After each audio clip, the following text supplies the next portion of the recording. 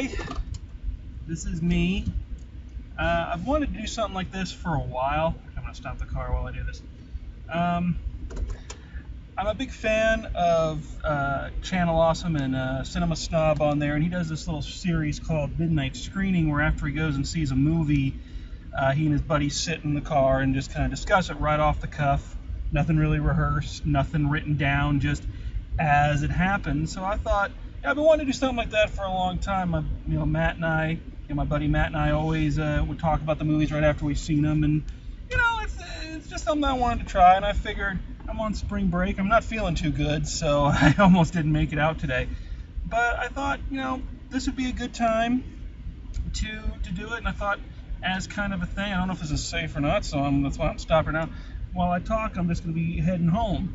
So, just kind of like I'm talking to someone next to me while I'm in the car, just to kind of give you my opinion of what I've seen and, if I think it's worth time or anything like that. So, we'll give it a shot, see what happens, So, you gotta be careful here because there's a lot of traffic because Batman versus Superman is coming out. I won't bother you with my opinions on that. I haven't seen it, but, I, like everybody else, have seen the trailers. But I just got out of 10 Cloverfield Lane, and I'm going to try not to do spoilers in this, because I hate that when people do it to me. So if you haven't seen it and you want to be surprised by the ending, then maybe don't watch this until you've seen it. If you have, then free, but just you're warned. If something slips out, something slips out. On the whole, I think it was a pretty good film. I mean, the original Cloverfield is one of those movies that either people really love or they really hate. And I'm one of the people who really love it. I really like Cloverfield, and I'm not a horror movie guy, and I'm not a found footage type guy. So to say that there's one of those films that I really, really like is, to tell you kind of a bit about it. So I really liked the original Cloverfield, and I know everybody who's knows about this movie knows that it's not actually a direct sequel to Cloverfield. I don't know. I've heard the rumor that they're trying to maybe turn Cloverfield into like an anthology series, kind of like Tales from the Crypt or The Twilight Zone. I don't know how true that is. If it is, then I think that's a cool way to go.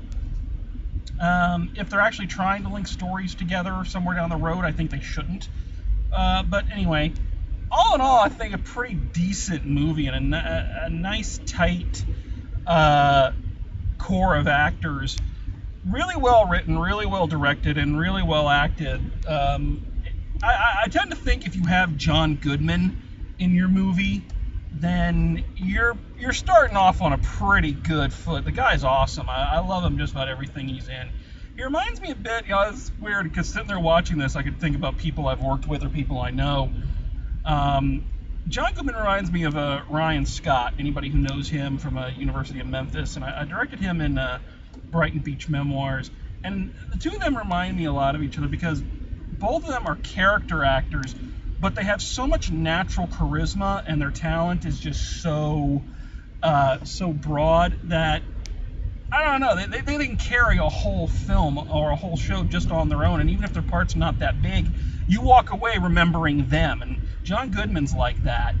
In everything he's in, he's usually one of the best people in it. I'm thinking, Argo, Trumbo, the O movies. He carries this one really, really well. It's fun. It's kind of scary how an actor like that can be both very, comforting in roles and at the same time really scare the crap out of you. And he really does the scare the crap out of you thing in this one. He's very good and all understated. He's not doing like a lot of horror movie villains do and chewing the scenery the whole time. He's really underplaying it, and there are moments where you really feel for the guy and you're thinking, this guy's not as bad as maybe we're led to believe, and it's all there under the surface. The other two actors are really good too. Again, a lot of associations with U of M here. The lead girl I don't know, and I cannot remember her name, but I kept calling her Monica because she reminded me of Monica from 12 Angry Jurors, whose last name I can never pronounce. I'm not going to try and butcher it, but I call her 8 the Great because she looks a lot like her, so it was a little distracting. But she was really good. She was it was through her eyes we were seeing the film. Um,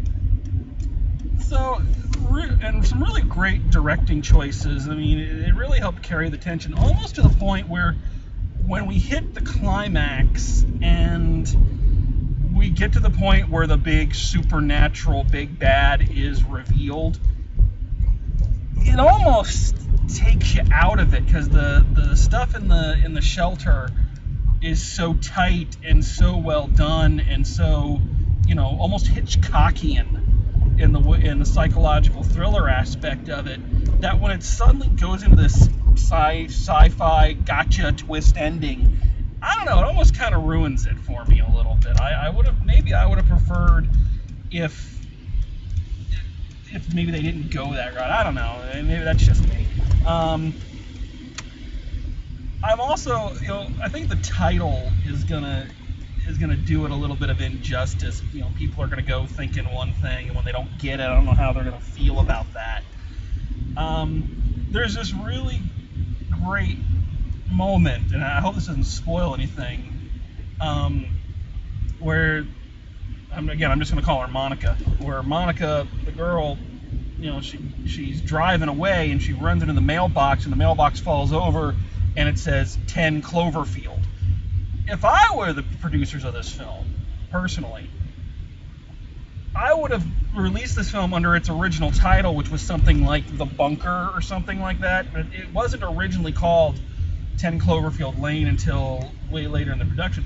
I would have kept its original name and just left that in there, and that would have gotten your conspiracy theorists and your film theorists and all this. That would have gotten them all, salivating, I think, a little bit more than maybe releasing it as a Cloverfield sequel did, or at least under the Cloverfield name. So that's me. I think, all in all, it wasn't a bad picture. Again, it's just almost like you're watching two different movies, because there's all this great stuff that goes on in the bunker, and then when it hits the outside, things just go off the rails, which is a little jarring. At least it was for me. But that doesn't take away from the good stuff that it had, and it's one of those films where you almost wish that there was a stage play version of the stuff that went down in the bunker, because that's a really great character piece, both from John Goodman and Monica. There's another guy in it, and he was good too, but he didn't leave as much of an impact, I think, as the other two. I think he was there just to kind of create tension, and they built him up as a good character, so he's not just like a fluff part. He was in there for a reason, but I don't know, he didn't feel as well developed as the other two. So when I talk about it, you always talk about John Goodman and you talk about Monica, but I haven't heard anybody really mention the other dude who played. The character's name was Emmett. I don't know who the actor was. So I don't know. On the whole, I'm home now, so this is what I'm going to try to do with it. If I do more of these, is just try to give you a short little thing. I don't think anybody wants to hear me prattle on for too long.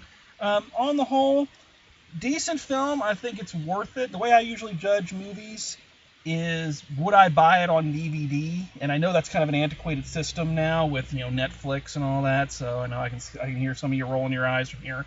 But it's the way I do things. I still like DVDs.